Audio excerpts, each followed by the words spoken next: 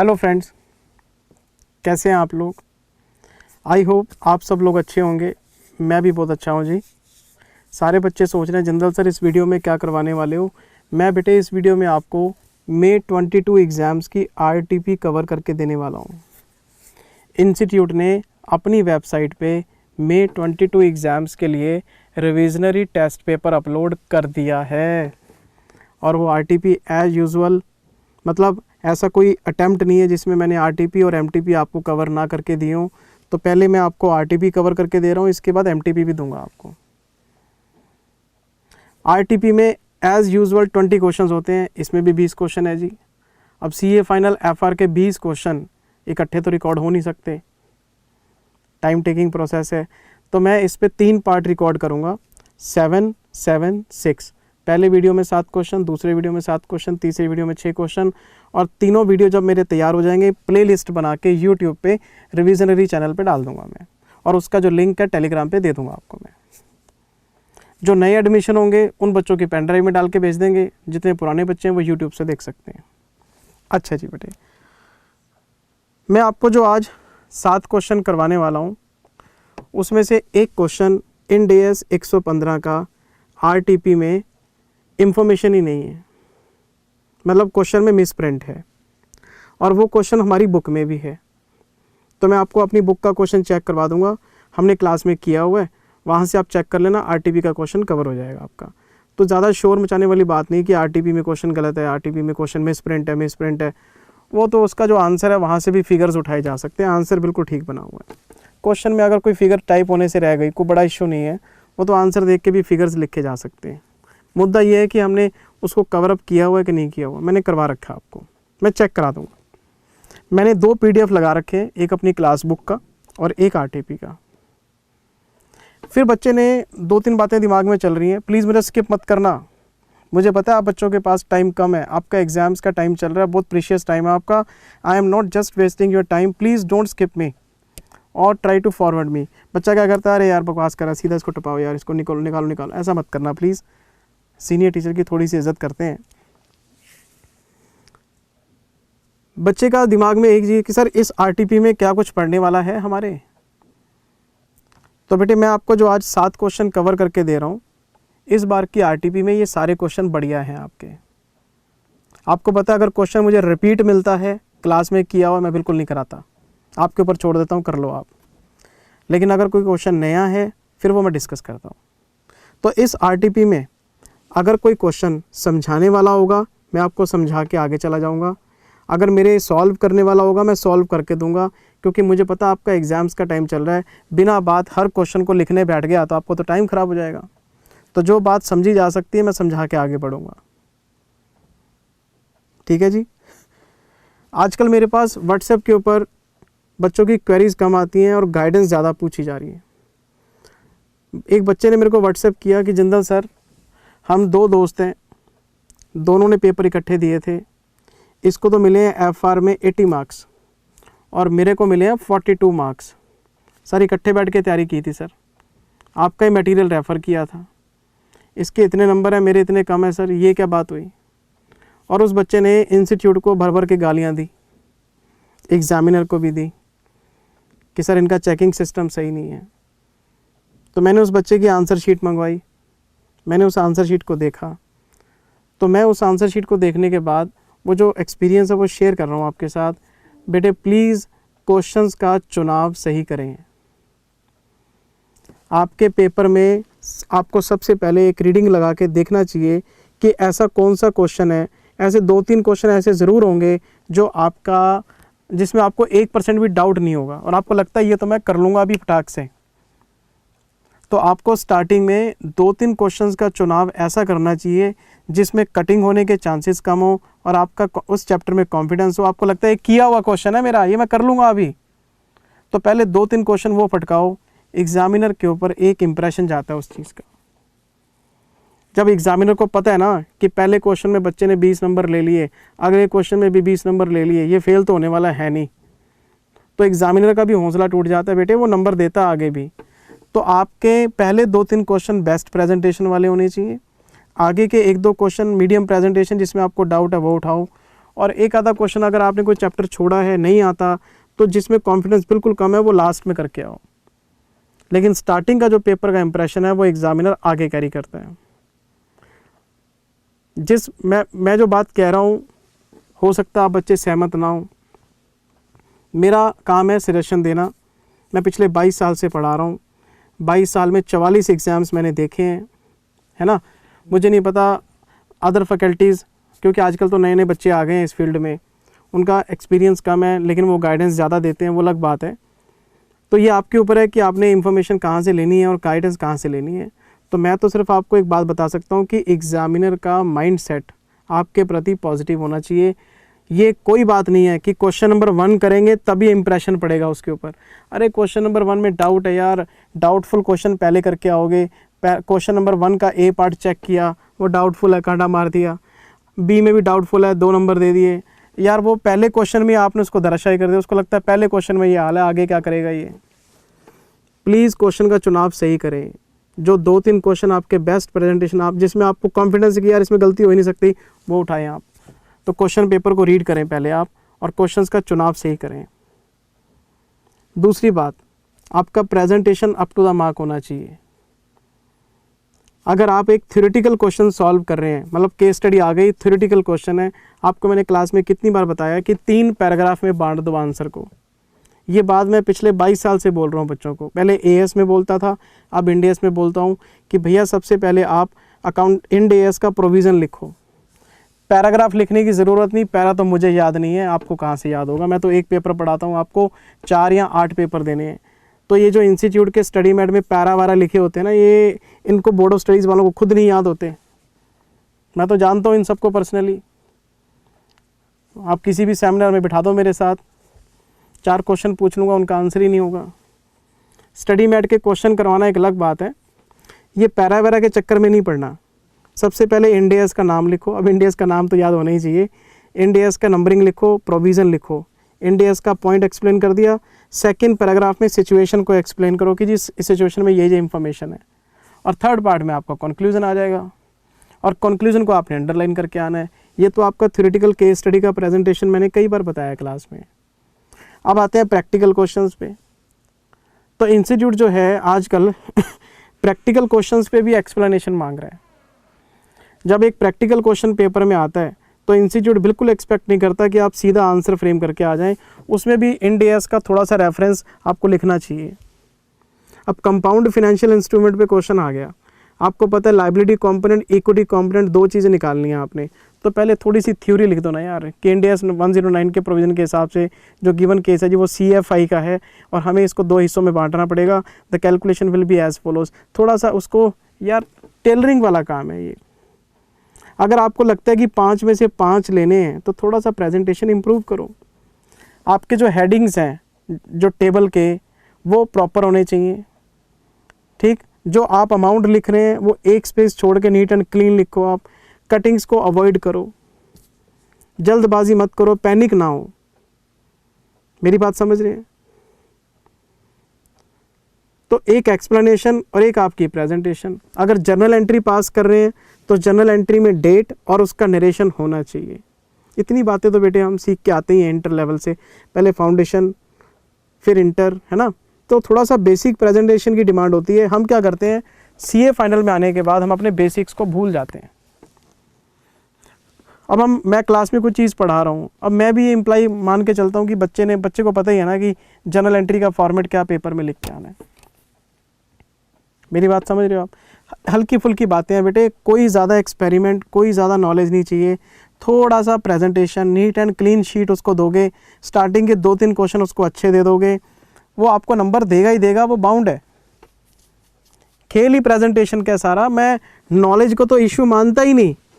ऐसा हो ही नहीं सकता कि CA फाइनल का बच्चा हो और उसको नॉलेज ना हो, क्योंकि वो टेबल में पढ़ा है सर, उसने पढ़ाई की है। CA फाइनल का बच्चा मैच्योर हो जाता है, ऐसा हो नहीं सकता कि वो लापरवाही से पेपर में चला जाए। मैं नहीं मानता इस बात को। नॉलेज में कमी है, मैं नहीं मानता इस बात को। अगर 2 बच्चे बैठे, मैं दोनों की नॉलेज बराबर मान के चलता हूँ। हाँ, इंग्लिश का फ़र्क हो सकता है। एक बच्चे की इंग्लिश हो सकता है वो कॉन्वेंट की एजुकेशन हो, अच्छे एनवायरनमेंट में पढ़ा हो, उसकी इंग्लिश हो सकता है स्ट्रॉन्ग हो।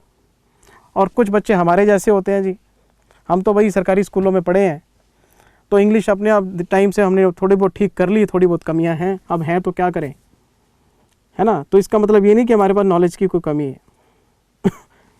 मैं जब क्लासेस लेता था मिस्टर JB गुप्ता सर से, भगवान है मेरे लिए, तो आज भी भगवान है,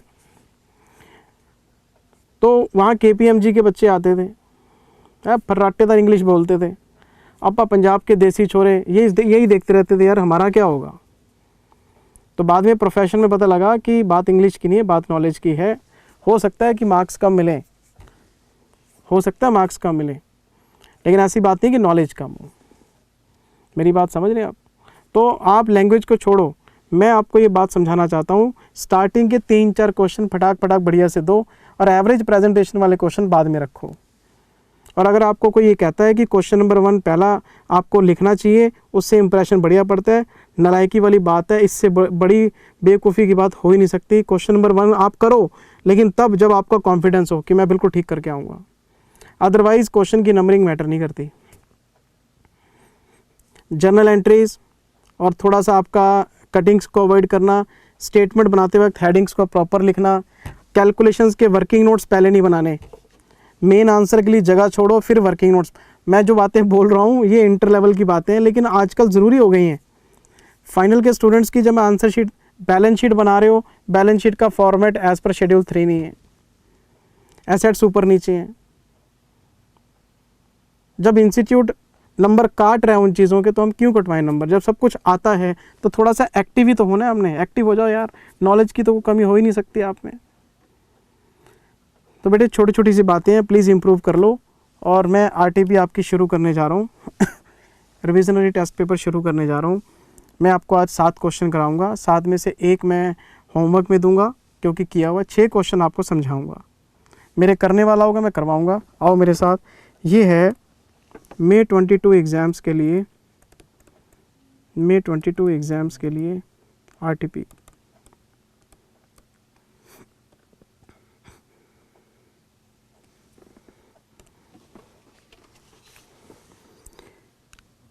सबसे पहला question, conceptual framework for financial reporting. शायद आपको याद हो, वैसे तो आप भूल जाते हो, बहुत बहुत जल्दी तो मुझे ही भूल जाते हो। CA बनते आपने मुझे भूल ही जाना है, कोई बात नहीं, पर मैं नहीं भूलता बच्चे को। मेरे पास तो बच्चे का व्हाट्सएप का डिटेल रहता ही है सारा, है ना। कॉन्सेप्चुअल फ्रेमवर्क का चैप्टर रिवाइज हुआ है और मैंने इसके आपको 4 वीडियोस बना के टेलीग्राम पे शेयर किए थे अभी, और आप देख लो। उसी रिवाइज्ड कॉन्सेप्चुअल फ्रेमवर्क में से क्वेश्चन मांग लिया, और वो भी थ्योरेटिकल। तो केस स्टडी हमें पढ़नी पड़ेगी। इसका मतलब जो कॉन्सेप्चुअल फ्रेमवर्क हमने पढ़ा, देखते हैं सर यहाँ पे कितना काम आने वाला है वो।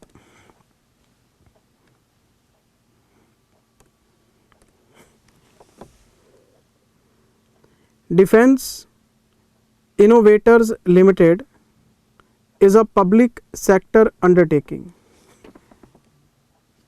एक कंपनी है जी, defence innovators limited is a public sector. अगर आपको मेरी स्पीड कम लगे, आप YouTube पे स्पीड बढ़ा सकते हैं, पेन ड्राइव के बच्चे भी स्पीड बढ़ा सकते हैं। पर सर मेरा स्टाइल ही है पढ़ाने का, मैं फटाफट बोल नहीं सकता, मैं क्वेश्चन आराम से पढ़ाता हूँ, आपको पता है। Defence innovators limited is a public sector undertaking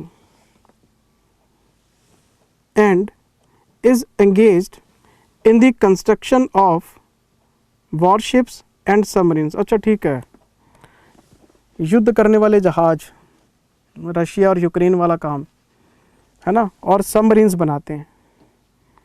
defence innovator company है जी, वॉरशिप बनाती है, सबमरीन बनाती है। बहुत बढ़िया बात है जी, एक्सपर्ट लोग हैं।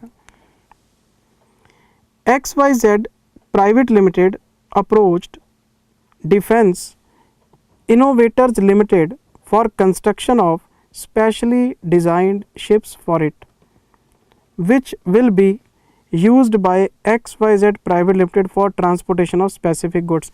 एक कंपनी है जी, प्राइवेट कंपनी XYZ, और वो कंपनी पहुंची डिफेंस कंपनी के पास। XYZ कंपनी डिफेंस इनोवेटर के पास जाती है और उन्हें कहती है कि आप हमें हमारे रिक्वायरमेंट के हिसाब से शिप्स डिज़ाइन करके दो, बना के दो, कंस्ट्रक्ट करके दो। और हम उन शिप्स का इस्तेमाल क्या करेंगे, हम ट्रांसपोर्टेशन में कुछ स्पेसिफिक गुड्स को एक जगह से दूसरी जगह ले जाने के लिए करेंगे। अब मुझे एक बात बताओ, XYZ कंपनी शिप्स का क्या यूज़ करोगी? डिफेंस कंपनी ने क्या लेना है? डिफेंस कंपनी कहती है लाओ शिप का डिज़ाइन लाओ, हम आपको शिप बना देते हैं, पैसे लाओ। अब आप उस शिप का क्या करोगे, इन्होंने क्या लेना है? तो शिप का यूज़ हमारे लिए बेकार है, हमने शिप के यूज़ से हमें कोई इंटरेस्ट नहीं है जी।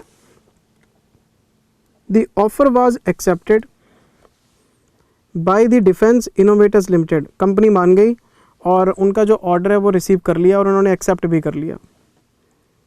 Both the companies entered into an agreement for the construction and delivery of 3 specially designed ships on a fixed price basis. 3 ship की बात हो गई है, कॉन्ट्रैक्ट साइन हो गई है और प्राइस फिक्स हो गया है, सब कुछ डिसाइडेड है सर, अग्रीमेंट साइन हो गया। With variable component in respect of certain items, ये लाइन बड़ी इंपॉर्टेंट है सर। शिप का डिज़ाइन, शिप का प्राइस, सारी बात तय हो गई है, लेकिन उसमें कुछ वेरिएबल इक्विपमेंट्स लगने हैं, कुछ आइटम्स हैं, सर्टेन आइटम्स जो उसमें अलग से लगेंगे, उसका जो प्राइस है वो वेरी कर सकता है। मतलब एक स्पेसिफिक डिज़ाइन तक तो प्राइस फिक्स हो गया और कुछ आइटम्स जो वेरिएबल हैं तो वो सर हर कंपनी अपने अपने तरीके से कस्टमाइज़ करती है। मैं कोरोना से पहले एक रॉयल कैरिबियन क्रूज़ है सर, मैं उसमें 20 दिन के लिए ट्रैवल किया था मैंने। उस क्रूज़ के अंदर कैसीनो, थिएटर, पता नहीं तरह तरह की गेम्स लगी हुई थी। कुछ तो ऐसी थी जो हम यूज़ ही नहीं करते, मैंने कभी देखी नहीं थी, हमारा टेस्ट ही नहीं लाइफ का वैसा, अपन तो सिंपल बंदे हैं। तो हर कंपनी, फिर मुझे पता लगा अच्छा एक जेमिनी क्रूज़ कंपनी है, वो भी ऐसी शिप्स, हर कंपनी का टेस्ट अलग है, हर कंपनी में कुछ स्पेसिफिक रिक्वायरमेंट्स हैं, हर कंपनी में अलग तरह के इक्विपमेंट्स लगते हैं, कोई बात नहीं। सर्टेन आइटम्स वो वेरिएबल प्राइस बेसिस पे चार्ज होंगे, कोई बात नहीं सर, जैसी इनकी डिमांड होगी वैसा बना देंगे। Base and depot spares for all 3 ships shall be procured by the Defence Innovators Limited and will be paid on the cost of item with certain %। सारा काम डिफेंस कंपनी करेगी और अब वो अपनी कॉस्ट में कुछ परसेंटेज ऐड करके पैसे ले लेगी, हमें यहाँ तक धेला फर्क नहीं पड़ता। हमें तो इतनी बात समझ में आई इतना टाइम लगा के कि 3 शिप का ऑर्डर गया, एक फिक्स्ड डिज़ाइन है, उसका फिक्स्ड प्राइस है, अगर कोई आइटम अलग से लगेगी उसके पैसे अलग से आ जाएंगे, वो वेरिएबल है, बस इतनी बात समझ में आई है। आगे क्वेश्चन क्या कहते हैं जी, the contract states that certain equipment out of variable cost items, अच्छा certain equipment out of variable cost item, ये तो वही चीज़ें जो अलग से लगनी है, will be supplied by XYZ Private Limited at free of cost for installation on board of ship. It is therefore to be noted as under। ये लाइन सर बड़ी कमाल की है, ये लाइन बड़ी कमाल की है सर, ये इस क्वेश्चन की USP है सर। जो सर्टेन आइटम्स लगने हैं ना, XYZ कंपनी जो बायर है वो खुद खरीद के लाएगा और डिफेंस वालों को देगा फ्री ऑफ कॉस्ट कि भैया इसमें इंस्टॉल करा दो।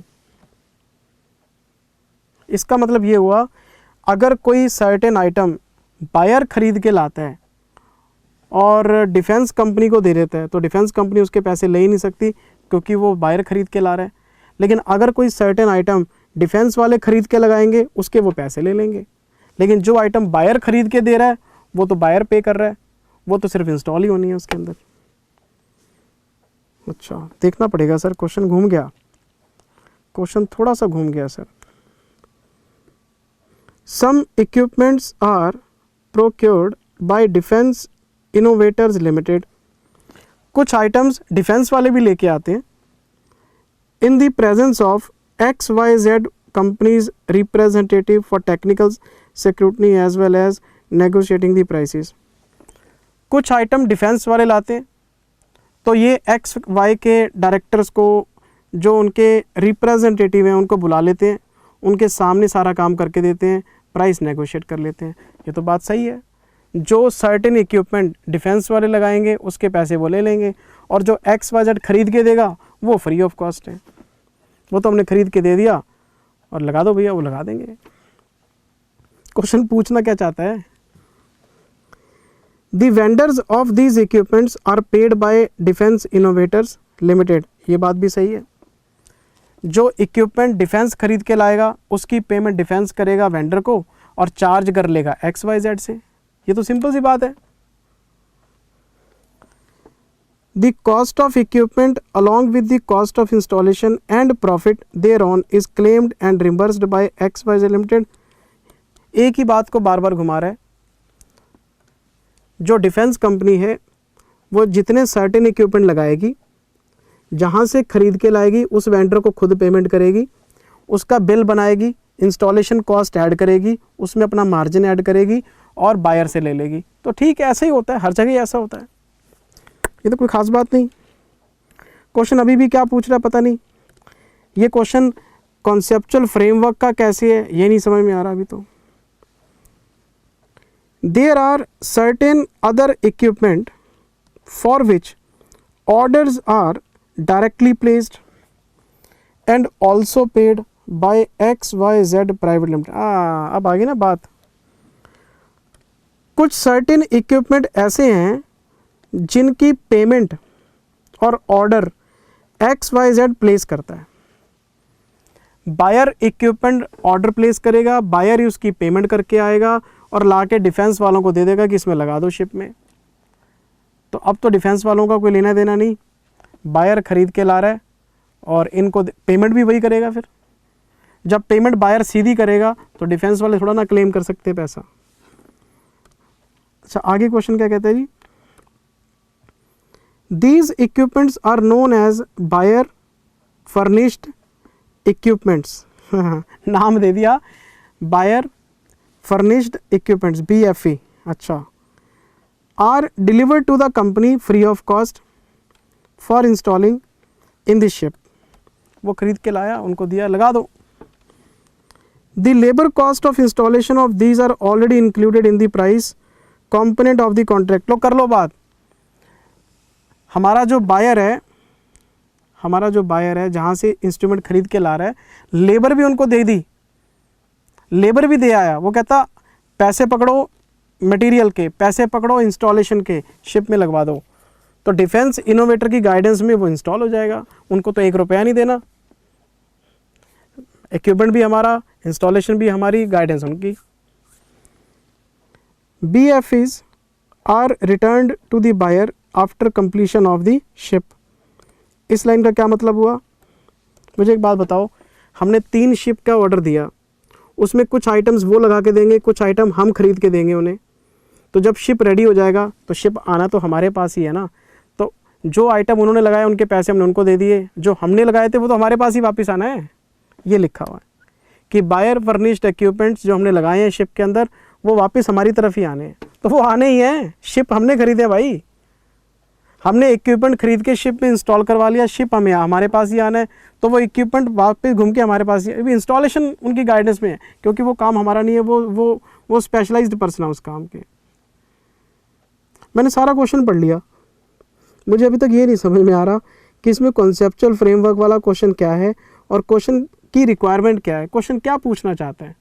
सिंपल सी केस स्टडी है ये तो।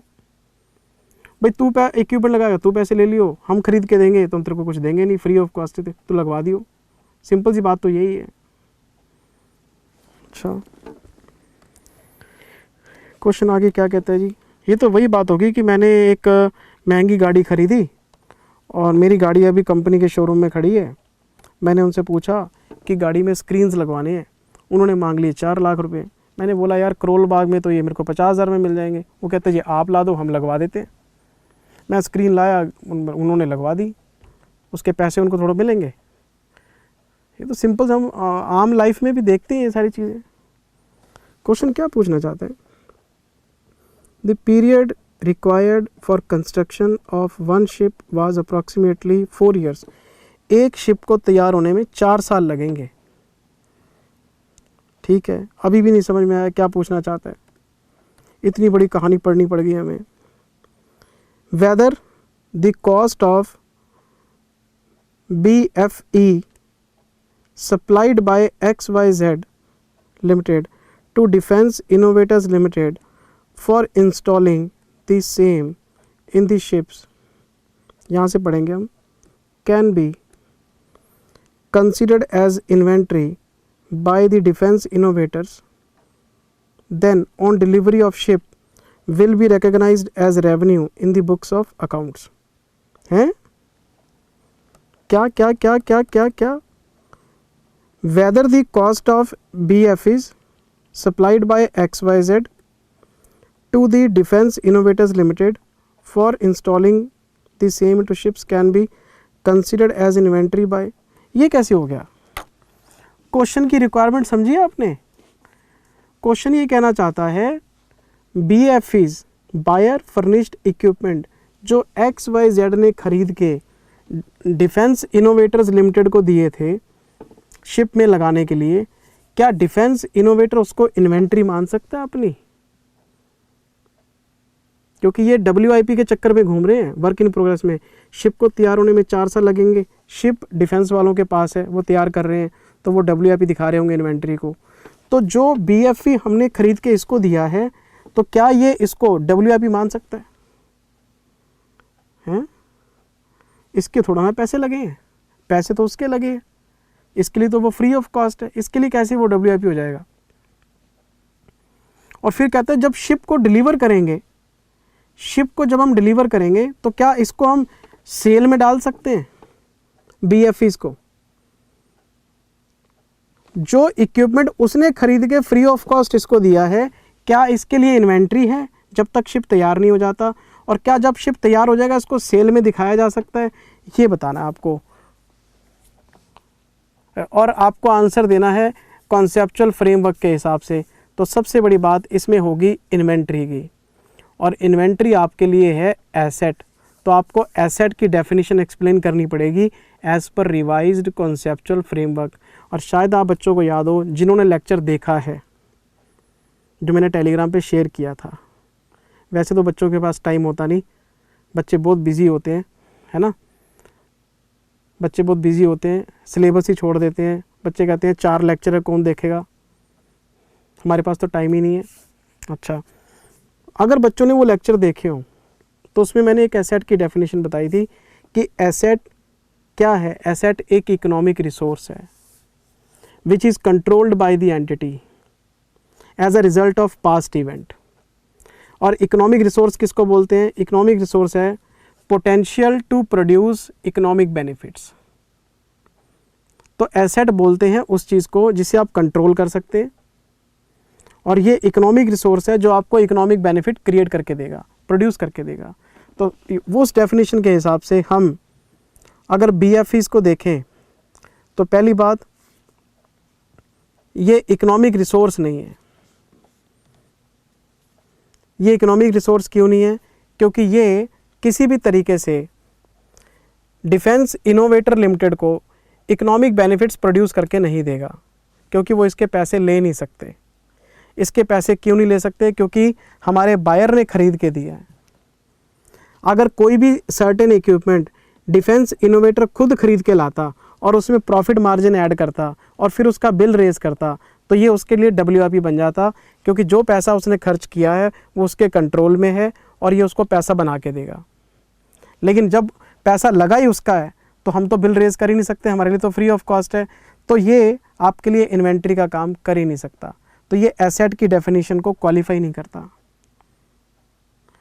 दूसरी बात, जब हम इसका कंसिडरेशन नहीं ले सकते, अगर कोई आइटम मेरे पास बायर की तरफ से आई है फ्री ऑफ कॉस्ट, तो मैं उसके लिए बिल रेज नहीं कर सकता, तो कंसिडरेशन भी नहीं मिल सकता, तो मैं इसको रेवेन्यू भी नहीं मान सकता। तो ना तो ये इन्वेंट्री में शो कर सकता हूँ मैं, ना ही मैं इसको रेवेन्यू में शो कर सकता हूँ। जिसने पैसे लगाए हैं वो अपनी बैलेंस शीट में दिखाए, जिसके पैसे लगे नहीं उसकी बैलेंस शीट में तो वो आ ही नहीं सकता, क्योंकि डेफिनेशन को सेटिस्फाई। तो इसमें करना क्या था, रिवाइज्ड कॉन्सेप्चुअल फ्रेमवर्क के हिसाब से इन्वेंट्री मीन्स एसेट, एसेट की डेफिनेशन प्रूव करके दिखानी थी आपने। और मैंने तो आपको asset, liability, income, expense, equity 5 definition कराई थी उसमें। और अगर मैं आपको इसका आंसर चेक कराता हूँ, मैं आपको अगर इसका आंसर चेक कराता हूँ,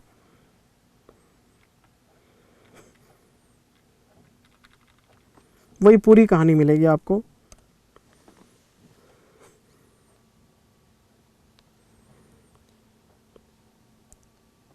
It should meet the definition of asset as given in the conceptual framework financial reporting under Ind AS issued by the institute this definition बतानी है आपने।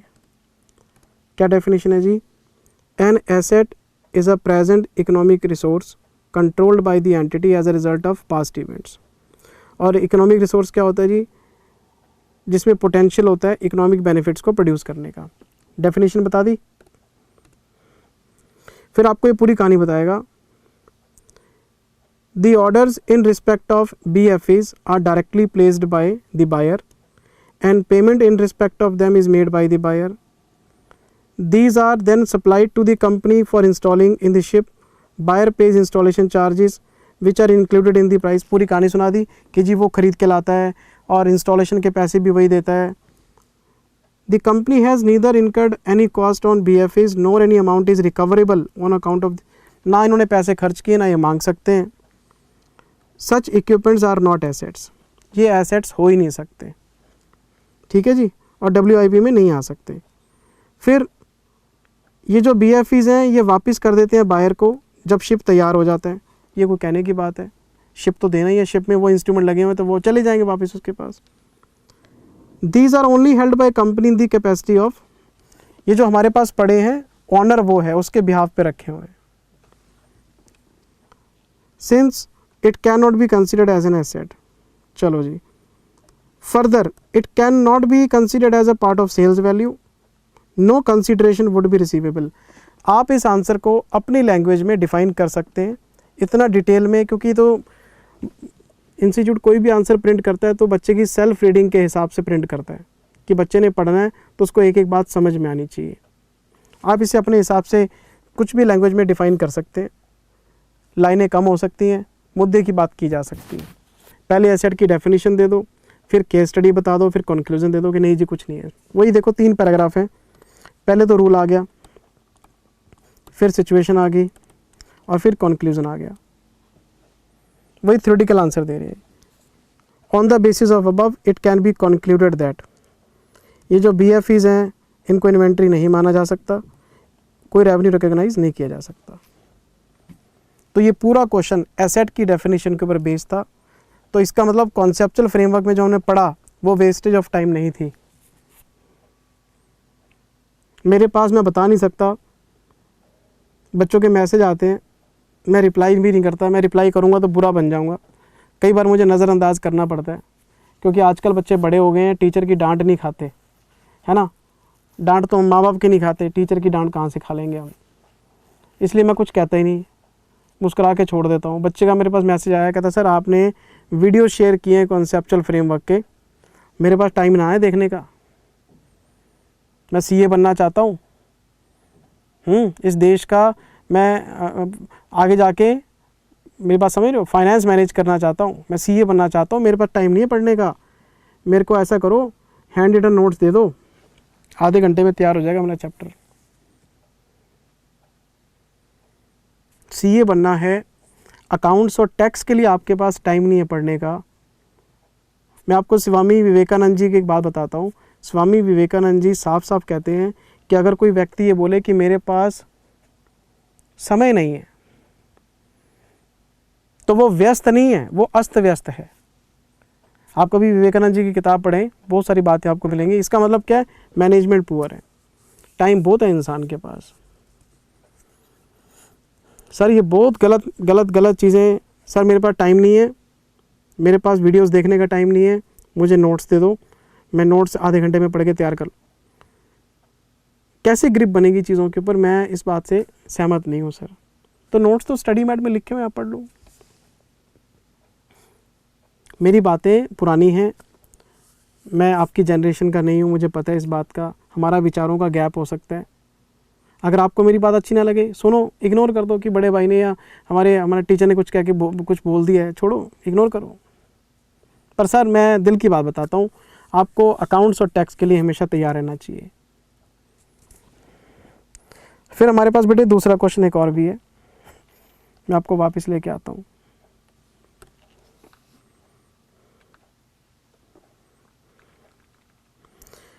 फिर हमारे पास है सर इंड AS 1 का क्वेश्चन। प्रैक्टिकल क्वेश्चन है ही नहीं, सब थ्योरेटिकल क्वेश्चंस हैं। An entity manufactures passenger vehicle, अच्छा गाड़ियाँ बनाते हैं, बसेस बनाते हैं, पता नहीं क्या कौन सा व्हीकल बनाते हैं, पैसेंजर व्हीकल बनाते हैं sir. The time between purchasing of underlying raw materials to manufacture the passenger vehicle, the date the entity completes the production and delivers it to customer is 11 months। आपको operating cycle मैंने end AS 1 में बताया था, raw material, फिर WIP, फिर finished goods, फिर debtors और फिर हमारा कलेक्शन, ये हमारा ऑपरेटिंग साइकिल बन जाता है ना। 11 महीने में तो चीज़ यहाँ तक आती है, इस प्रोसेस में 11 महीने लग जाते हैं। फिर कस्टमर को सेटल करने में लगते हैं ड्यूज़ 8 महीने from the date of sale. 8 महीने का साइकिल ये है, तो 11 + 8 19 महीने का ऑपरेटिंग साइकिल है सर। और सारे बच्चों ने शेड्यूल 3 में करंट एसेट्स की डेफिनेशन पढ़ी हुई है। अगर रिपोर्टिंग पीरियड के आने वाले 12 महीने में आपको लगता है कि पैसा आ जाएगा तो वो करंट एसेट्स की हेडिंग में आता है। फिर दूसरी कंडीशन, अगर आपको लगता है कि रिपोर्टिंग पीरियड के बाद लेकिन ऑपरेटिंग साइकिल में पैसा आ जाएगा, मेरी बात समझ रहे हो, रिपोर्टिंग पीरियड के बाद 12 महीने, अगर मैं बैलेंस शीट बना रहा हूँ 31 दिसंबर X3 की, तो 31 दिसंबर X4, अगर इस पीरियड में कलेक्शन हो जाएगा तो करंट एसेट है, या फिर ऑपरेटिंग साइकिल में आपको पैसा मिल जाएगा, ऑपरेटिंग साइकिल में आपका कलेक्शन कंप्लीट हो जाएगा तो भी वो करंट एसेट है। इन दोनों में से एक कंडीशन पूरी करनी होती है, और मैंने शॉर्टकट बताया था, विच एवर इज़ हायर को ले लिया करो। ये तो 12 महीने हैं, मान लो ये 11 महीने हैं, तो फिर 12 महीने की कंडीशन बड़ी है हमारे पास, तो 12 महीने प्रिवेल करेंगे, विच एवर इज़ हायर रखना होता हमने। लेकिन अब हमारा ऑपरेटिंग पीरियड हो गया 19 मंथ्स का, तो करंट एसेट्स की डेफिनेशन के लिए 19 महीने का पीरियड है आपके पास। तो 19 महीने में अगर आपको कलेक्शन लगता है कि हो जाएगा तो वो करंट है, 19 महीने के बाद वो नॉन करंट है। तो करंट और नॉन करंट आपको, वैसे तो ऑपरेटिंग साइकिल इतना बड़ा होता नहीं, लेकिन अगर दिया हुआ है तो सर हम उसको प्रेफर करेंगे। तो 12 मंथ्स और operating cycle whichever is higher लेना होता है। इसमें हायर क्या है, ऑपरेटिंग साइकिल है, इसलिए ऑपरेटिंग साइकिल प्रिवेल करेगा। क्वेश्चन क्या कहना चाहता है आपको, क्वेश्चन क्या कहना चाहता है आपको, क्वेश्चन क्या कहना चाहता है आपको, क्वेश्चन क्या कहना चाहता है। Will the inventory and trade receivable be current in nature, answer is yes. If, पहले लिखेंगे यस, इन्वेंट्री और ट्रेड रिसीवेबल करंट एसेट्स के आइटम्स हैं,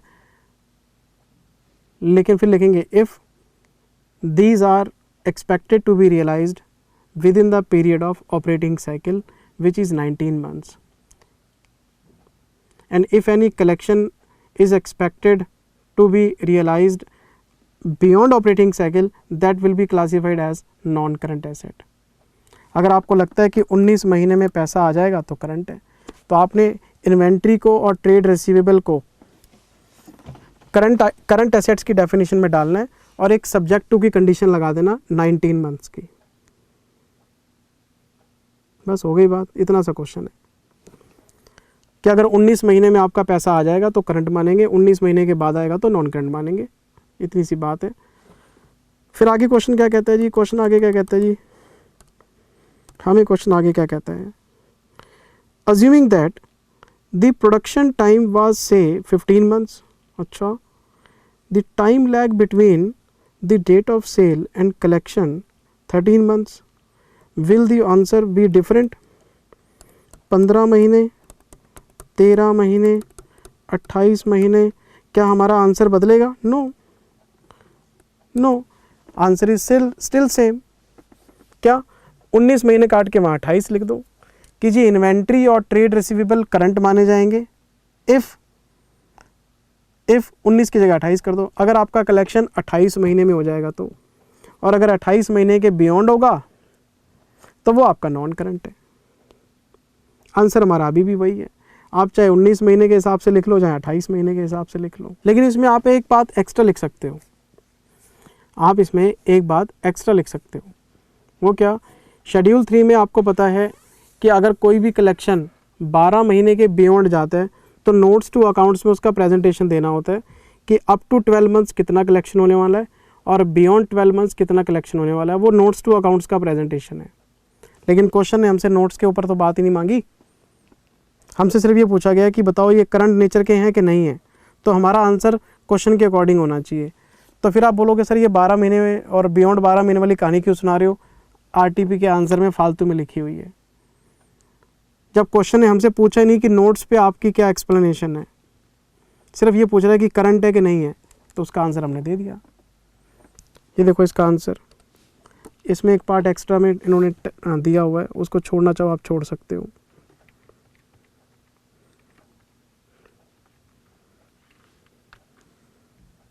ये देखो आप,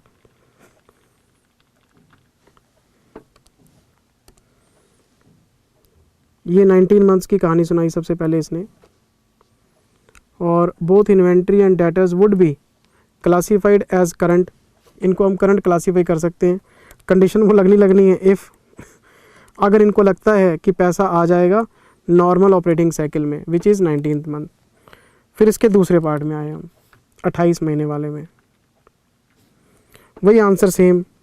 no, the answer will be same as the classification of debtors and inventory depends on the expectation of entity lies same in the normal operating cycle. Same answer है 28 महीने वाला। ये जो इंफॉर्मेशन है ये वाली, ये चाहो तो ये हमारे आंसर का पार्ट नहीं है, ये फालतू की बात की इन्होंने, ये नोट्स में चला गया। अब ये नोट्स टू अकाउंट्स पे चला गया। लिखना चाहो लिख सकते हो, लेकिन क्वेश्चन की रिक्वायरमेंट का पार्ट नहीं है कि जी 12 महीने से ज़्यादा वाला पार्ट, 12 महीने वाला पार्ट। यहाँ पे आपका आंसर ख़त्म हो जाना चाहिए। लिखा हो ना एडिशनल इन्फॉर्मेशन, जब मांगी ही नहीं है तो हम क्यों दें सर? फालतू की बात करते हो। बताओ, पहला क्वेश्चन थ्योरेटिकल एसेट की डेफिनेशन पे, दूसरा क्वेश्चन थ्योरेटिकल ऑपरेटिंग साइकिल पे पूछ लिया, तीसरा देखो आप कमाल ही कर दी इसने। हर बार आरटीपी में क्या होता था, पहला क्वेश्चन कंसोलिडेशन, बिजनेस कॉम्बिनेशन या कोई इम्पेयरमेंट, कोई अच्छा क्वेश्चन होता था। इस बार देखो क्या बनाई आरटीपी इन्होंने, एप्लीकेबिलिटी ऑफ इंड एस। शायद आपको पेन ड्राइव का सबसे पहला लेक्चर जिसको हम बेसिक बोलते हैं वो याद हो, उसमें हम इंड एस की एप्लीकेबिलिटी सीखते हैं। एक तो इंड एस आपके एप्लीकेबल हैं सारे लिस्टेड एंटिटीज़ पे, और नेटवर्थ का कोई क्राइटेरिया नहीं है आज की डेट में। जब ये शुरू में आए थे तब एक रोड मैप था, तो लिस्टेड कंपनी के लिए भी नेटवर्थ का क्राइटेरिया था, लेकिन आज की प्रेजेंट सिनेरियो में लिस्टेड कंपनी है, इंड एस लगाएगी, नेटवर्थ का क्राइटेरिया चेक करने की ज़रूरत ही नहीं होती। अगर कोई कंपनी अनलिस्टेड है तो उसकी नेटवर्थ 250 करोड़ से ऊपर होनी चाहिए, और अगर कोई कंपनी अनलिस्टेड है जिसकी नेटवर्थ 250 करोड़ से नीचे है, वो कंपनीज़ के एएस रूल्स 2016 और अमेंडेड रूल्स 2021 लगाएगी। एएस रूल भी रिवाइज हुए हैं, अभी 2021 रूल्स आ गए हैं। अब ये आंसर में 2006 ही चल रहे हैं, वैसे 2021 आ गए। जब इंड एस में अमेंडमेंट आई थी कॉन्सेप्चुअल फ्रेमवर्क वाली, तो उधर एएस में भी रिवीजन आई थी। मैं इंटर पढ़ाता हूँ इसलिए मुझे पता है।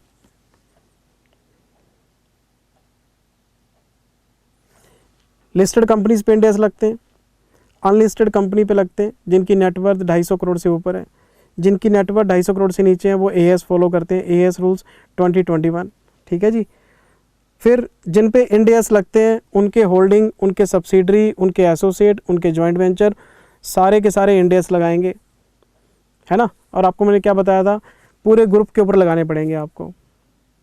फिर कुछ बातें और बताई थी कि जो SME है उसकी जो लिस्टिंग है उसको लिस्टिंग नहीं मानते, वो लिस्टेड कंपनी नहीं माना जाता SME वाला। एक बार आपने वॉलंटरी अडॉप्ट कर लिए तो फिर उसके बाद फ्यूचर में कंसिस्टेंटली आपको इंडेस ही लगाने पड़ेंगे। अगर SFS पे इंडेस लगाओगे, CFS पे भी इंडेस लगेंगे। पूरी बातें आपको मैंने उस बेसिक लेक्चर में बताई थी। तो उसी के ऊपर एक क्वेश्चन दे दिया, एप्लीकेबिलिटी ऑफ इंडेस पे।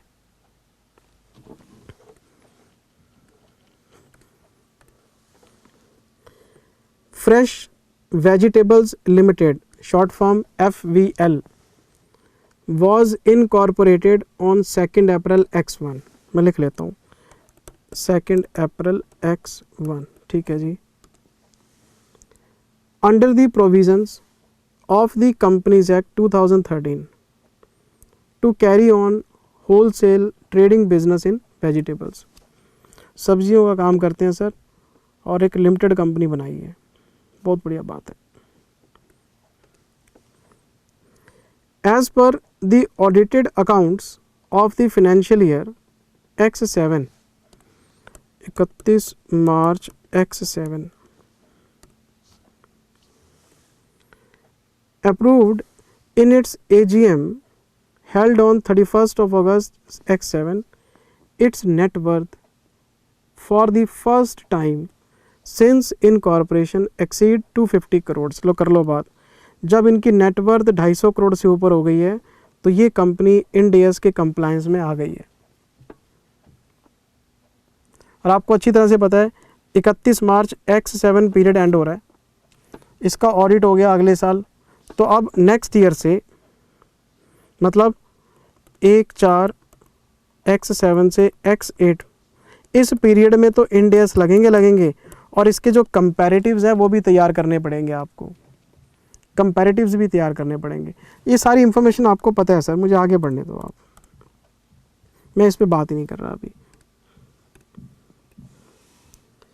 The financial statements since Inception till financial year ended March 6 were prepared in accordance with companies AS rules 2006। इन्होंने 31 मार्च 2006 तक AS लगाए हैं, ठीक है। ये तो कंपैरेटिव्स में आ जाएगा ना, ये तो इंडेस के हिसाब से आपको चेंज करना ही पड़ेगा। X7 X8 इंडेस के दायरे में आएगा और X6 X7 के जो कंपैरेटिव्स हैं, ये जो कंपैरेटिव्स हैं ये भी आपके चेंज हो जाएंगे, ठीक है। बिल्कुल क्वेश्चन सही कह रहे हैं।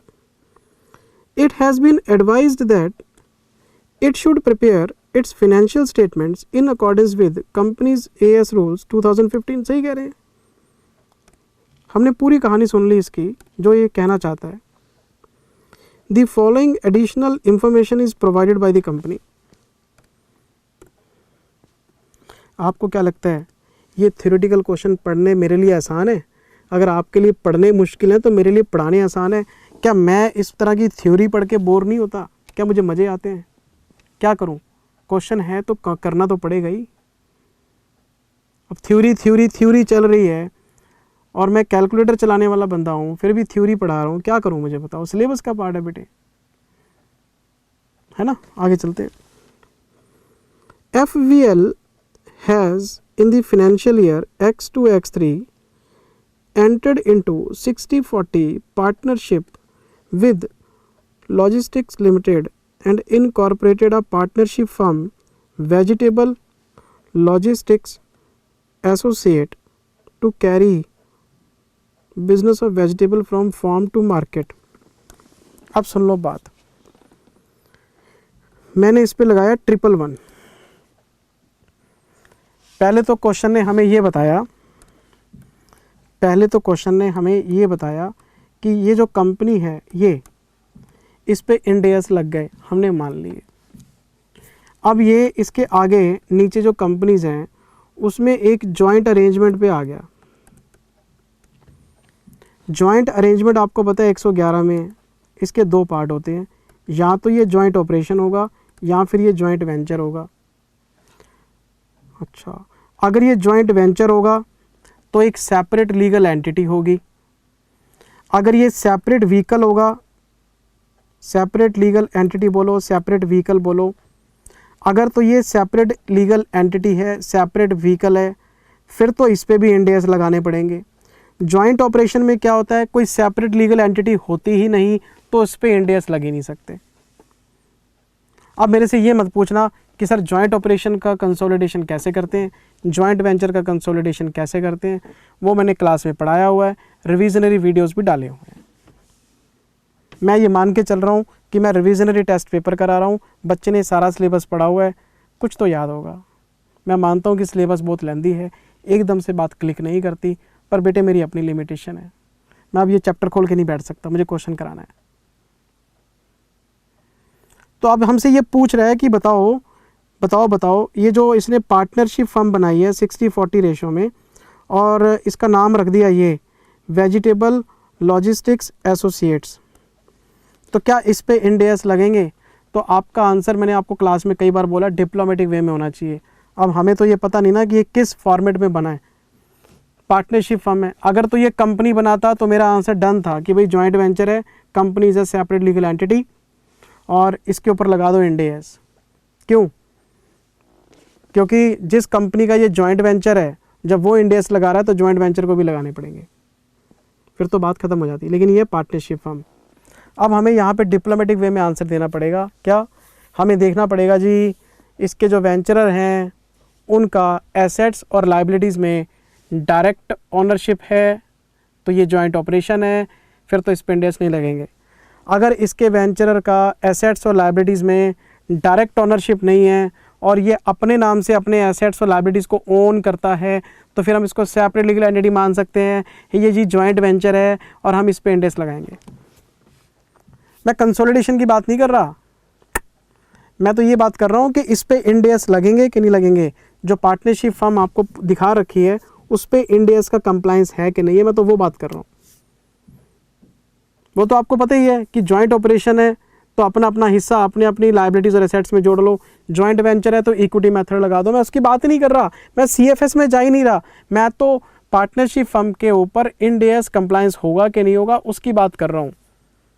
तो आपका आंसर डिप्लोमेटिक वे में होगा कि जी हम इस बात को चेक करेंगे कि हमारा जो FVL है इसका पार्टनरशिप फर्म के एसेट्स और लाइबिलिटीज़ में डायरेक्ट ओनरशिप है क्या। अच्छा, अगर पार्टनरशिप फर्म अपने नाम से एसेट्स और लाइबिलिटीज़ को होल्ड कर ही नहीं सकती, फिर तो भाई ये जॉइंट ऑपरेशन है, फिर तो इंड एस लग ही नहीं सकते क्योंकि एंटिटी नहीं है। लेकिन अगर वो अपने नाम से चीज़ों को होल्ड कर सकती है तो फिर सेपरेट व्हीकल है, फिर तो आप उस पर इंड एस लगा सकते हो। ऐसा आंसर देना आपने।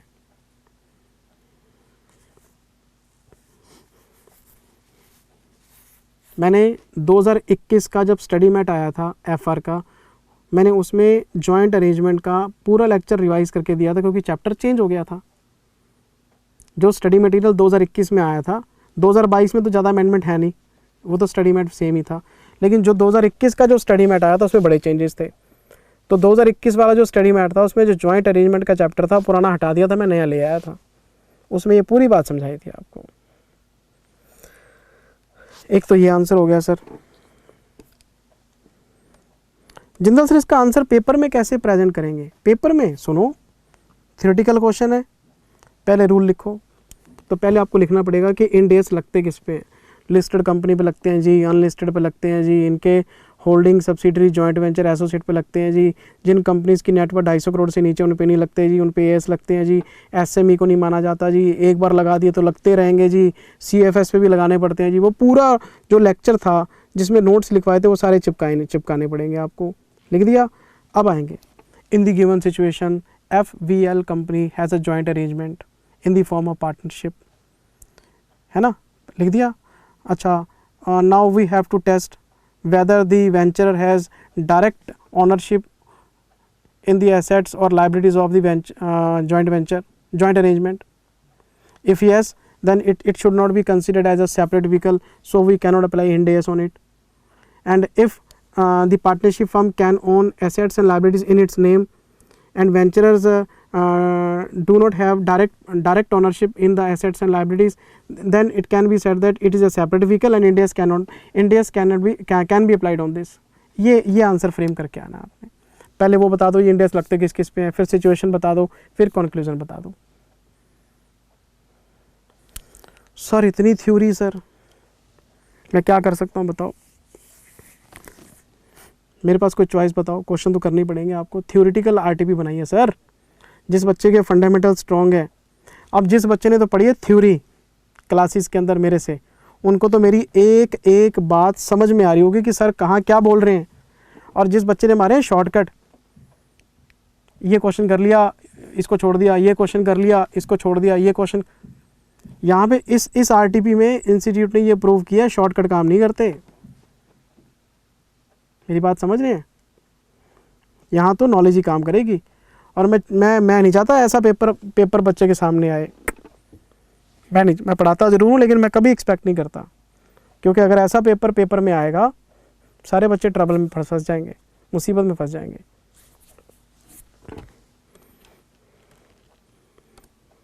ये देखो आप, FVL also has an associate company, Social Welfare Limited, that was incorporated in July X5.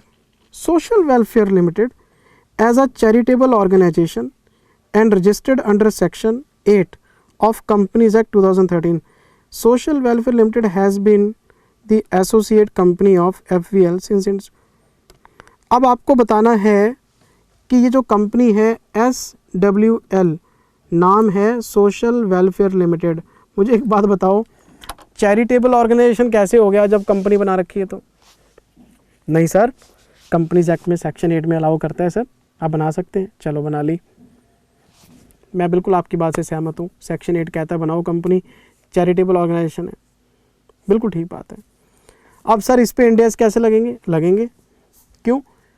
मैंने आपको जो इंडेस का वो बताया था, first road map, listed, unlisted, holding, subsidiary, associate, joint venture, फिर AS रूल, उसमें कहीं लिखवाया था आपको कि चैरिटेबल कंपनीज के ऊपर इंडेस नहीं लगते? क्या रोड मैप में कहीं लिखा हुआ है? नहीं सर, नहीं लिखा हुआ। AS में तो लिखा हुआ था, जब हम AS पढ़ते थे इंटर में, उसमें तो कोऑपरेटिव सोसाइटी, चैरिटेबल, सारी चीज़ें लिखी होती थी, इंडेस में नहीं लिखी हुई। इंडेस का कंप्लायंस सीधा या तो होगा या नहीं होगा। मेरी बात समझ रहे हैं? तो इस क्वेश्चन में आपकी कंपनी चाहे चैरिटेबल कंपनी है तो भी इस पे इंडेस का कंप्लायंस बनेगा, क्योंकि ऐसा कोई भी एग्जाम्पशन इंडेस रूल्स में मेंशन है ही नहीं, आपको करना ही पड़ेगा।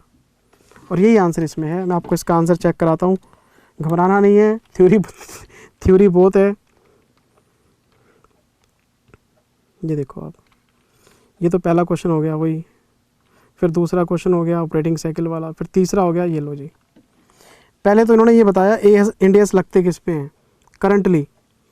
इंडेस किस पे लगते हैं जी? ऑल कंपनीज पे लगते हैं जो लिस्टेड है जी, फिर अनलिस्टेड पे लगते हैं जी। अच्छा, holding, subsidiary, associate, joint venture पे लगते हैं जी। फिर जी जो SME है उसको लिस्टेड ही मानते हैं हम। एक बार कंपनी ने स्टार्ट कर लिए तो लगते रहेंगे जी। अच्छा, इसका फिर स्टैंड अलोन, CFS दोनों पे एप्लीकेशन होगा जी। और जो कंपनी कवर नहीं होती वो AS मतलब वो रोड मैप वाला लेक्चर पूरा चिपका दिया इन्होंने, पहले रूल बता दिया। ठीक है जी। अब सिचुएशन बताएंगे, अब हमें सिचुएशन बताएंगे। ये लो जी situation.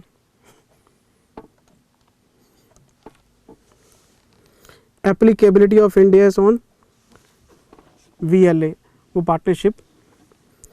Joint arrangement can either joint operation और जॉइंट वेंचर, मैंने आपको बताया था। However, for the purpose of identifying the applicability of Ind AS, joint venture ढूंढना पड़ेगा आपको। The expression joint venture means a joint arrangement whereby parties that have joint control in the arrangement have rights to the net assets of the arrangement। अब joint venture अगर एक separate vehicle है तो उसके share holders हैं, share holder हैं तो net assets के मालिक है, लेकिन डायरेक्ट नहीं है, वो सेपरेट व्हीकल उसका मालिक माना जाता है। देखो आप आगे, if an entity is classified as joint operation not as joint venture then Ind AS would not be applicable. अगर जॉइंट वेंचर नहीं है, जॉइंट ऑपरेशन है, तो फिर इंडेस लग ही नहीं सकती क्योंकि एंटिटी प्रिवेल नहीं करती। In case of VLA, if partners, यहां से देखो आप, if partners conclude that they have rights in the assets and obligation for the liabilities related to partnership firm, then it would be joint operation. If partner conclude that they have joint control in the arrangement, assets और liabilities में share नहीं है, joint control में share है, अच्छा, it should be considered as a joint venture. Ind AS लगेंगे. फिर आ गया जी हमारा वो क्या नाम था, सोशल वेलफेयर वाली कंपनी, ये एसोसिएट कंपनी है जी, एसोसिएट पे भी इंड एस लगाने पड़ते हैं, accordingly end S would be applicable, और चाहे ये आपकी चैरिटेबल कंपनी क्यों नहीं है. प्रेजेंटेशन सेम है, पहले रूल फिर सिचुएशन फिर कंक्लूजन, और ये जो लैंग्वेज है ये लैंग्वेज आप अपने हिसाब से सिंपल कर सकते हैं. ये एक गाइडेंस है, एक सजेशन है, आपका आंसर सही होना चाहिए, प्रेजेंटेशन सही होना चाहिए, लैंग्वेज का स्टैंडर्ड कोई भी रखो आप, कोई दिक्कत वाली बात नहीं है. एग्जामिनर नॉलेज चाहता है, मीनिंग निकलना चाहिए बस कि बच्चे को नॉलेज है. कैसे कैसे क्वेश्चन बनाए हैं जी, कमाल ही कर दी इन्होंने, कैसे कैसे क्वेश्चन बना दिए. कर लो बात. पहला क्वेश्चन हो गया थ्योरेटिकल, फिर दूसरा क्वेश्चन हो गया थ्योरेटिकल, तीसरा भी हो गया थ्योरेटिकल, चौथा इंड एस 115. सर इसमें मिस्टेक है, इसमें मिस्टेक कहाँ पे है, इन्होंने प्रॉमिस्ड कंसिडरेशन ऑफ रुपीज़, यहाँ पे रुपीज़ मेंशन नहीं करें. फिर एक बोनस भी है इसमें, वेरिएबल कंसिडरेशन रुपीज़, बोनस भी मेंशन नहीं किया इन्होंने, बोनस भी नहीं है इसमें. और एक इसमें company expects the cost of to be rupees, expected cost भी नहीं है इसमें. और ये जो इंड एस 115 का क्वेश्चन है ना, इसमें अमाउंट्स नहीं है लेकिन आंसर में है, तो अगर कोई करना चाहे तो आंसर से देख के अमाउंट लिख के क्वेश्चन किया जा सकता है. ये मैंने क्लास में करवाया हुआ है सर, आपको मैं दिखाता हूँ. मैंने ये क्वेश्चन क्लास में करवाया हुआ है, मैंने लगा रखा है स्क्रीन पे, ये देखो. ये मैंने कुछ क्वेश्चंस कराए थे आपको क्लास में, एक्स्ट्रा क्वेश्चंस कराए थे. किस चीज़ पे, कंस्ट्रक्शन कॉन्ट्रैक्ट्स पे. और ये वही क्वेश्चंस हैं जिसके ऊपर बच्चों ने मुझे मैसेज किया था कि सर स्टडी मैट में है नहीं, आप करवाए जा रहे हो, हमारा टाइम वेस्ट किए जा रहे हो. इंड एस 115 के कुछ एक्स्ट्रा क्वेश्चन कंस्ट्रक्शंस के कराए थे मैंने आपको. मैंने बोला था स्टडी मैट में क्वेश्चंस बहुत कम है, पेपर में एक बार आया हुआ है, तो यार कुछ क्वेश्चन एक्स्ट्रा कर लो, आपकी सेफ्टी हो जाएगी.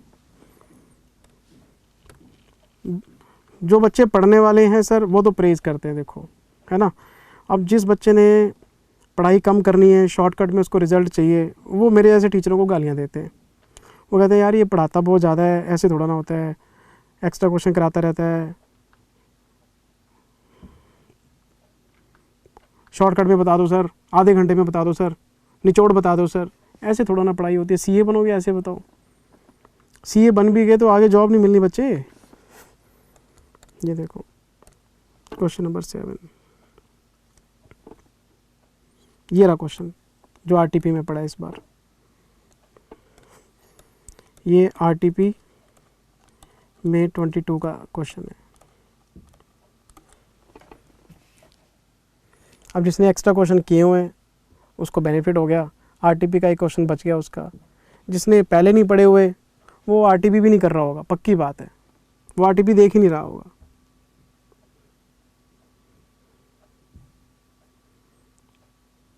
चलें बेटे आगे.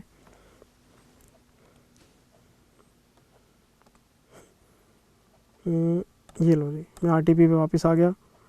तो ये हमारा क्वेश्चन नंबर 7 है, एक्स्ट्रा क्वेश्चंस ऑन कंस्ट्रक्शन 115. ये मैं होमवर्क में दे रहा हूँ बेटे, पहले उस क्वेश्चन को रिवाइज करना, फिर इसको देखना, सेम है दोनों.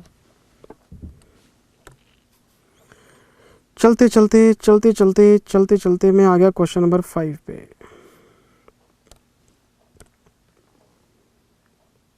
क्वेश्चन नंबर 5 बेटे, इंड एस 37, सबको पता है ये प्रोविजंस पे है,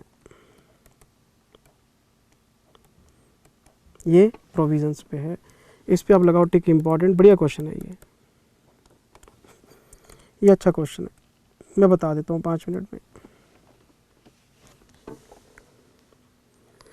XYZ offers a 6 months warranty. Warranty का तो प्रोविज़न बनाना ही पड़ता है फिर, और वारंटी पे जो प्रोविज़न है जब हम क्रिएट करेंगे तो प्रॉफिट एंड लॉस से ही करेंगे। 6 months वारंटी, 6 महीने की वारंटी दे रहे हैं। On its small to medium size equipment, ठीक है, which can be put to use by the customer with no installation support. Customer आता है, इक्विपमेंट लेता है, इक्विपमेंट लेके घर चला जाता है और खुद ही इंस्टॉल कर लेता है, उसको कोई सपोर्ट नहीं चाहिए, और वारंटी दे दी 6 महीने की। वारंटी में आपको पता है हम या तो रिपेयर कर देते हैं। The warranty comes with the equipment and the customer can not purchase it separately. Warranty के कोई पैसे नहीं, वो प्राइस में इंक्लूड है, वारंटी साथ में ही आती है। This equipment is typically sold at a gross margin of 40%। 40% GP है इसके अंदर। अगर मुझे जीपी पता लग जाए मैं सेल निकाल सकता हूँ, कोई बड़ी बात नहीं है। अच्छा, XYZ Limited has made a provision of 30,000 during the year ended March X2, 31 March X2। इसका मतलब ये बन गया X1 X2। कितना प्रोविज़न बनाया इन्होंने? 30,000 रुपये का। अच्छा, देखना पड़ेगा कम बनाया ज़्यादा बनाया, ठीक बनाया। Which is approximately 1% of its gross margin on the sale of the equipment. मुझे एक बात बताओ, 30,000 रुपये का प्रोविज़न है और ये 1% है। 1% किस चीज़ का है? ग्रॉस मार्जिन का। इसका मतलब जो ग्रॉस मार्जिन है वो 30 लाख रुपए के आसपास होगा। वारंटी बताई इन्होंने 30,000 की, वो 1% है जीपी का, तो जीपी बना लिया। जीपी 40% है सेल्स का, तो फिर इसका मतलब मेरी जो सेल है वो आ गई 75 लाख रुपए की। प्रोविज़न को रिवर्स करके जीपी, जीपी को रिवर्स करके सेल, सेल आ गई 75 लाख रुपए की। क्वेश्चन कहना क्या चाहता है हमें? क्वेश्चन क्या कहना चाहता है? Based on the past experience, पुराना experience, it is expected that 1% of equipment sold, sale का 1%, have been returned as faulty within the warranty period। इनका पुराना एक्सपीरियंस कहता है कि सेल का 1% प्रोडक्ट वापस आ जाते हैं क्योंकि वो फॉल्टी होते हैं, और जो फॉल्टी इक्विपमेंट हैं जो हमारे पास वापस आते हैं इनको हम स्क्रैप कर देते हैं और पैसा वापस कर देते हैं, रिफंडेबल टू द कस्टमर। अगर मैं सेल देखूं 75 लाख की और इसका मैं 1% करूं तो प्रोविज़न होना चाहिए 75,000 रुपये का। प्रोविज़न बनाया मैंने 30,000 का, प्रोविज़न कम बना है।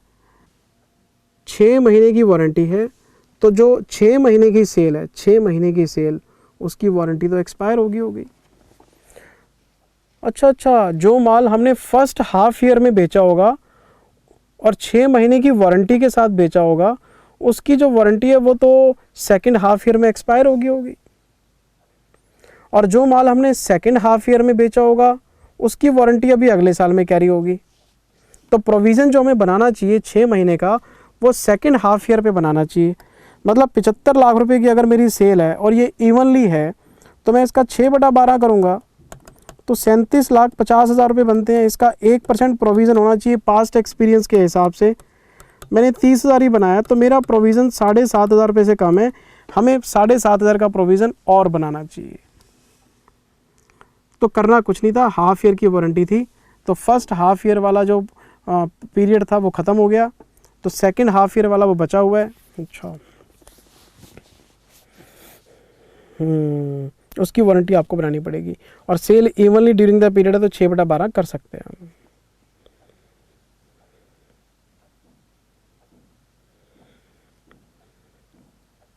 चलें आगे। तो 7,500 रुपये की शॉर्टेज आ गई। अच्छा, क्वेश्चन आगे क्या कहना चाहते हैं? क्वेश्चन आगे क्या कहना चाहता है देखो, how should XYZ limited evaluate whether any additional warranty provision is required on equipment sold in the past, है ना। हाँ जी, 7,500 रुपये की प्रोविज़न बनानी चाहिए, तो आपको कैलकुलेशन शो करनी पड़ेगी उसकी। फिर आगे क्वेश्चन क्या कहते हैं, had the warranty period 2 years instead of 6 months, 6 महीने की जगह अगर 2 साल का पीरियड हो, फिर तो सारी सेल के ऊपर वारंटी पीरियड अभी एक्सपायर नहीं हुआ। अगर वारंटी 2 साल की हो जाएगी तो जितना माल इस साल बिकेगा उसकी तो वारंटी आपको रखनी पड़ेगी। तो 75 लाख रुपए का 1%, 75,000 रुपये बनाए आपने 30, 45 और बनेगा। लेकिन एक बात ध्यान रखना, जब वारंटी 2 साल की हो जाती है तो ये मोर देन 1 ईयर है, और जहाँ पे भी इंफॉर्मेशन मोर देन 1 ईयर हो जाती है वहाँ पे डिस्काउंटिंग आ जाती है। वहाँ पे टाइम वैल्यू ऑफ मनी के लिए आपको डिस्काउंटिंग करनी पड़ती है जहाँ भी इंफॉर्मेशन 1 साल से ऊपर होती है। ये तो हमने इन्वेस्टमेंट प्रॉपर्टी के पहले लेक्चर में सीख लिया था। अच्छा, तो डिस्काउंटिंग करनी पड़ती है हमें, लेकिन इसमें मार्केट रेट नज़र नहीं आ रहा, इसलिए हम डिस्काउंटिंग नहीं कर पाएंगे प्रोविज़न की। तो हमारा आंसर 45,000 रुपये पे ख़त्म हो जाएगा। ये क्वेश्चन था जी इसमें।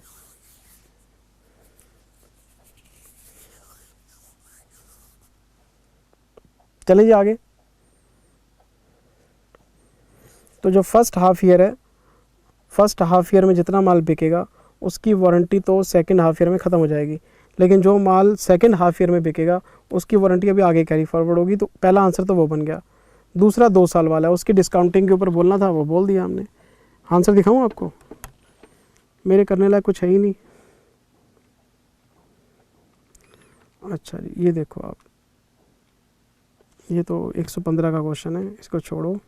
ये देखो, पहले इन्होंने क्या किया, पहले इन्होंने 1% से जीपी बनाया, फिर जीपी से इन्होंने सेल बना ली जैसे हमने बनाई थी। फिर हम 6 मंथ्स के ऊपर आ गए, 6 मंथ्स। फिर तो इसका आंसर स्टार्ट हो गया। ये लो जी, हाँ जी, product under warranty second half year का 1% 37,500, तो आंसर आ गया 7,500। अगर ये 2 साल की बात करेगा, 2 साल की बात करेगा तो फिर फुल प्रोविज़न बनेगा। फुल प्रोविज़न 75,000 का बनेगा, 45,000 एक्स्ट्रा बनेंगे, और discounting of provision would be required. Rate है नहीं मेरे पास, ये देखो, the outstanding period of warranty 6 months, no discounting is required.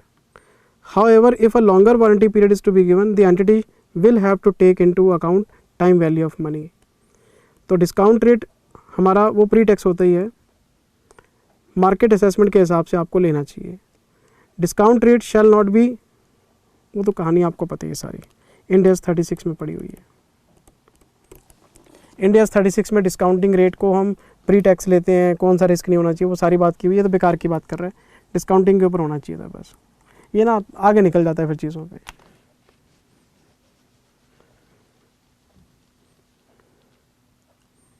इतना सा पॉइंट है। अच्छा जी, फिर क्वेश्चन नंबर 6 है जी हमारे पास। इस बार की आरटीपी तो इन्होंने हद कर दी बिल्कुल ही। इंड AS 32, इंड AS 32, 1 अप्रैल X1 एंटिटी ने इशू किए थे 10% convertible debenture with a face value of 1000 maturing on, अच्छा ठीक है, 10% कन्वर्टिबल है, फेस वैल्यू 1000 रुपये की है, और debenture is convertible into ordinary share of entity x at a conversion of 50 पर शेयर। अगर 1000 रुपये की फेस वैल्यू हो, 50 रुपीज़ का एक शेयर हो, तो हमने 20 शेयर्स देने हैं। और एक बात, इसमें कैश की ऑप्शन नज़र नहीं आ रही। जब इसमें कैश की ऑप्शन नज़र नहीं आ रही तो ये हमारा इक्विटी इंस्ट्रूमेंट है, और अगर ये इक्विटी इंस्ट्रूमेंट है और इसमें कुछ भी चेंजेस आते हैं, तो आपको पता है OCI और P&L 2 मॉडल है हमारे पास इक्विटी इंस्ट्रूमेंट के लिए, और हम P&L को ही प्रेफर करते हैं क्योंकि OCI इररेवोकेबल होता है, इसलिए वो कम प्रेफरेबल होता है। अगर इसमें ऑप्शनल पेमेंट होती कि जी कैश भी ले सकते हो आप। तो फिर हमें इसमें लायबिलिटी कंपोनेंट को प्रेफर करना पड़ता। चलो देखते हैं क्वेश्चन आगे क्या कहते हैं। Interest is payable yearly in cash, वो ठीक है। 1 अप्रैल X2, 1 साल बाद। Holder to convert convertible debentures, अभी लो कर लो बात, अभी अभी तुरंत, मतलब हमने 01 इशू किया था और 11 में कन्वर्टिबल था आफ्टर 10 ईयर्स। 10 साल का गैप था, लेकिन 1 साल बाद ये ऐसी ऑफ़र ले आए कि अभी तुरंत प्रॉम्प्ट, अभी लो, अभी अपने डिबेंचर लाओ, शेयर ले जाओ अभी। ये क्या बात हुई? यानी टाइम से पहले आप कन्वर्जन करोगे तो इसका मतलब ये हुआ कि आपके पास जो लायबिलिटी कंपोनेंट होगा ब्याज वाला, और एक आपके पास इक्विटी कंपोनेंट होगा कैरिंग अमाउंट वाला, तो उसको सेटल करना पड़ेगा। तो आपको एंट्री पास करनी पड़ेगी, liability component debit carrying amount, equity component ये भी कैरिंग अमाउंट, और 2 इक्विटी शेयर कैपिटल। और अगर कोई डिफरेंस आ गया तो वो सेटलमेंट का प्रॉफिट एंड लॉस है, वो तो P&L में जाएगा। ये तो सेटल हो गया। जो काम 10 साल बाद होना है तो आज। अच्छा, डी रिकॉग्निशन की बात हो रही है। हाँ जी सर, डी रिकॉग्निशन की बात हो रही है, डी रिकॉग्निशन की बात हो रही है, और वो भी अर्ली टाइम पे नहीं। क्या ऑफ़र लेके आए हैं? कहते हैं 40 रुपये मान लेते हैं, 40 रुपये। अच्छा, अगर 1000 रुपये हैं तो 40 रुपये के हिसाब से 25 शेयर मिलेंगे। नंबर ऑफ़ शेयर बढ़ा दिए, नंबर ऑफ़ शेयर। अगर तो लोगे टाइम से फिर तो मिलेंगे 20 शेयर्स। अगर आज ही लेने हैं, 1 साल बाद ही ले लो अभी, तो 25 शेयर देंगे। जब हम 25 शेयर देंगे सर तो नुकसान होगा, क्योंकि नंबर ऑफ़ शेयर ज़्यादा दे रहे हो आप। क्यों? क्योंकि एक शेयर की जो मार्केट वैल्यू है, market price of ordinary share, वो 80 रुपये है। तो 25 - 20 इंटू 5 शेयर एक्स्ट्रा दे रहे हैं, 400 रुपये का नुकसान हो गया। तो सेटलमेंट पे जो भी नुकसान होगा वो P&L में चला जाएगा, और कहाँ जाना है। आपके पास जो कंपाउंड फिनेंशियल इंस्ट्रूमेंट है, भाई जो ब्याज देंगे वो फिनेंशियल लायबिलिटी है, और जो प्रिंसिपल है वो इक्विटी कंपोनेंट है। मैं ना तो लायबिलिटी कंपोनेंट बता रहा हूँ ना इक्विटी कंपोनेंट, मैं तो लॉस बता रहा हूँ, क्योंकि क्वेश्चन ने मुझसे पूछा है how will the revise terms B accounted. P&L में जाएगा सर 400 रुपये का लॉस। जो कन्वर्जन टाइम से होना चाहिए वो आप टाइम से पहले कर रहे हो और पैसे फालतू दे रहे हो। नॉर्मली देने हैं 20 शेयर, दे रहे हो 25 शेयर, 5 शेयर फालतू दे रहे हो। 80 रुपये का एक शेयर है, 400 रुपये फालतू चले गए आपके, नंबर ऑफ शेयर ज़्यादा देने की वजह से। तो वो डी रिकॉग्निशन का लॉस है, वो आपका P&L में चला जाएगा। तो ये कंपाउंड फिनेंशियल इंस्ट्रूमेंट का सिंपल क्वेश्चन था। ये तो टाइम से पहले सेटलमेंट हो रही है। इसका आंसर दिखाऊं आपको? ये देखो इसका आंसर, ये क्वेश्चन नंबर 6 है। 1000 रुपये है जी, 40 रुपये हैं, 25 शेयर देने हैं। अच्छा 20 शेयर थे पहले, 5 शेयर का फिर इसमें डिफरेंस आ गया, 400 रुपये का लॉस है। और ये हमारा अपॉन कन्वर्जन, यहाँ पे अपॉन डी रिकॉग्निशन भी लिख सकते थे, P&L। सिंपल क्वेश्चन था ये। सोच के तो मैं ये आया था कि पहले 7 क्वेश्चन कराऊंगा, कल 7 कराऊंगा, परसों 6 कराऊंगा, तो कोई बात नहीं, आज थ्योरी ज़्यादा हो गई। आज मैंने 6 करा दिए, कल 7 कराऊंगा, फिर 7 कराऊंगा। आज का वीडियो मैं यहीं पे रोकता हूँ सर, ठीक है जी। ये 6 क्वेश्चन मैंने आपको करा दिए हैं, सारे थ्योरेटिकल थे, और आगे के 7 क्वेश्चन अगले पार्ट में लेके आ रहा हूँ। Thank you very much, take care, bye bye, love you all. मैंने तो कुछ कराया नहीं, मैंने तो समझाया सर, मेरे पास करने लायक कुछ था ही नहीं, करना तो आपने है पेपर में। Thank you very much, take care, bye bye, God bless you, love you all, bye bye.